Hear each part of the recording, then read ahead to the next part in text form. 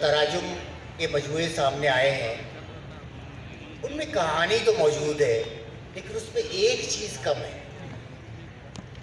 कहानी मौजूद है, उसका मज़ा मौजूद है, तर्जुमा मौजूद है, आपका सिलेक्शन मौजूद है।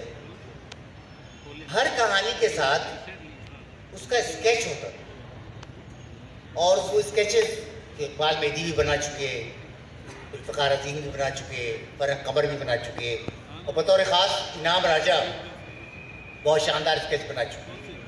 तो वो स्केचेस नहीं है। मैं आज आपसे पूछना चाहता हूँ कि ये जो इनाम राजा जैसे लोग थे जिन्होंने ऐसे स्केचेस बनाए कि मुझसे लोग कहते हैं कि आपकी जो बाजीगर के उस्ताद भट्टल का जो स्केच जो चेहरा बनाया है शायद उससे परफेक्ट चेहरा नहीं बन सकता था, कंसीव नहीं किया जा सकता था। तो ये जौहर कहाँ से आपने तलाश किए थे और इनके साथ आपका सफ़र कैसा रहा? पर स्केच यूँ लीजिए कि किताब में स्केच अच्छे नहीं लगते, पहली बात। दूसरे ये कि सब अच्छे स्केचेस नहीं थे, कुछ उसमें कमज़ोर भी थे, तो इस वजह से वो कमज़ोर भी देने पड़ते किताब कहानी के साथ। तो इसलिए किताब ही रखा गया और उससे स्केचेस की किताब नहीं बनाया गया, कहानियों की किताब रखा गया। ये वजह थी।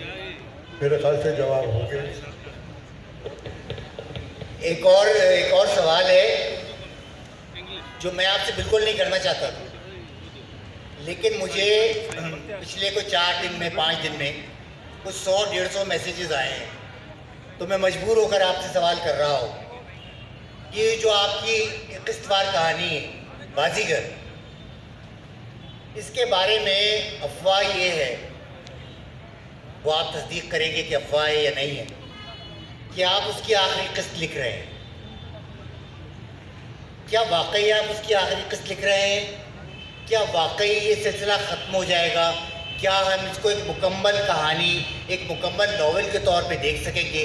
क्योंकि हमारा ये ख्याल है, मेरा ये ख्याल है कि वो उर्दू के चंद बड़े नॉवलों में से एक मैं उसको समझता हूँ, उसकी कहानी को, उसकी बुनत को। तो क्या वाकई आप लिख रहे हैं और क्या वाकई हम उसको मुकम्मल होता देख सकेंगे? भाई बहुत से लोगों का तकाजा था कि इसे मुकम्मल किया जाए। अच्छा, कोई कहानी अगर अधूरी रह गई है तो उसे मुकम्मल तो होना चाहिए।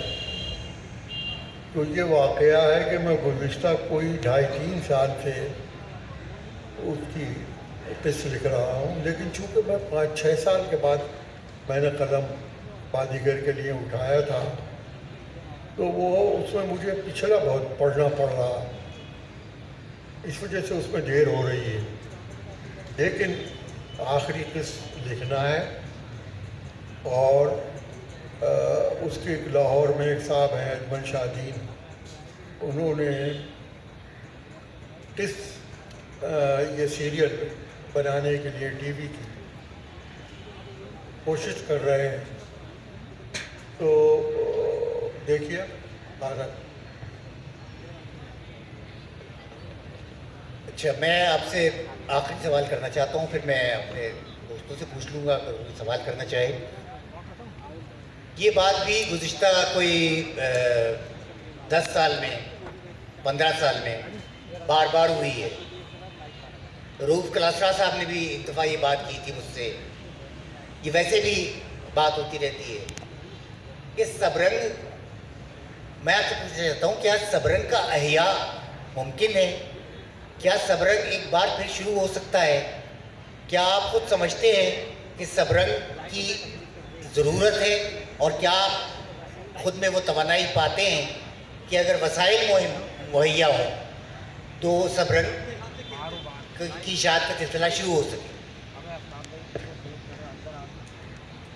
भाई बात यह है कि एक अच्छा पर्चा अगर सबरंग था तो उसका एहया तो होना चाहिए।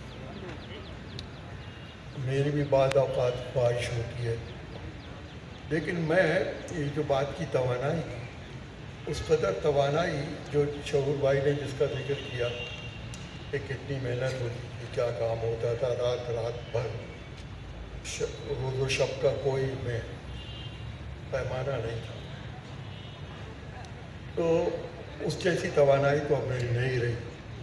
لیکن اگر اسباب میسر ہوں، وسائل ہوں، جس کا وعدہ رؤف کلاسرا صاحب نے کیا تھا اور مجیب شامی صاحب نے کیا تھا، اور وہ بیٹھے ہیں سہیل وڑائی صاحب، انہوں نے بھی کیا تھا، یاد ہے امریکہ میں. تو دیکھیے، تو وہ جب وہ بات آگے بڑھی تو اب میرا کام تو نہیں تھا نا کہ میں کہتا کہ بھئی آپ نے جو اسباب مہیا کرنے مجھے دے دیں. یہ تو رؤف کلاسرا صاحب کا کام تھا، یا یہ کہ شامی صاحب کا، یا سہیل وڑائی صاحب.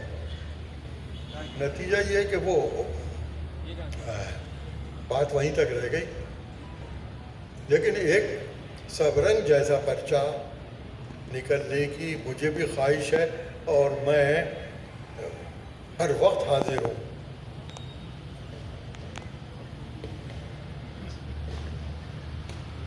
ایک بات جو چلتے چلتے آپ سے پوچھ لینا ضروری ہے، آپ کہانی لکھتے بھی ہیں، آپ نے ہزاروں کہانیاں پڑھی بھی ہیں.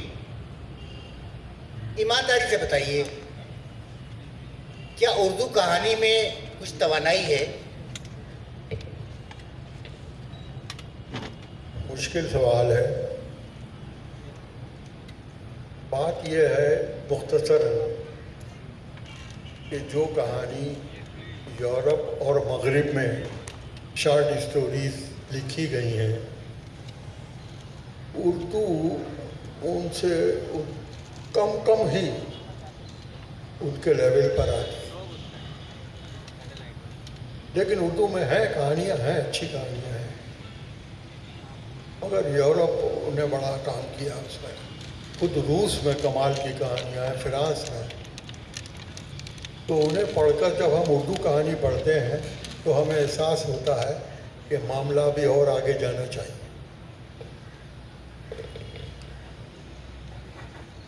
یہ شکیل صاحب کا نگار خانہ تھا جس کی باتیں ہو رہی تھیں. میں شکر گزار ہوں آرٹس کونسل کی طرف سے، پاکستان کی طرف سے، اردو بولنے لکھنے پڑھنے والوں کی طرف سے، شکیل عادل زادہ صاحب کا، تمام مہمانوں کا، شکیل بھائی کا خاص طور پر، کہ انہوں نے اردو کے لیے جتنا کام کیا ہے، ان کو خود بھی احساس نہیں کہ انہوں نے کتنا کام کیا ہے. انہوں نے لاکھوں لوگوں کی تربیت کی ہے، ان میں کہانی پڑھنے کا شوق اور ذوق پیدا کیا ہے. میں آپ کا شکریہ ادا کرتا ہوں. میں آپ سب سے گزارش کرتا ہوں کہ ہم ان کو رخصت کریں کھڑے ہو کر، تالیاں بجا کر. بہت شکریہ.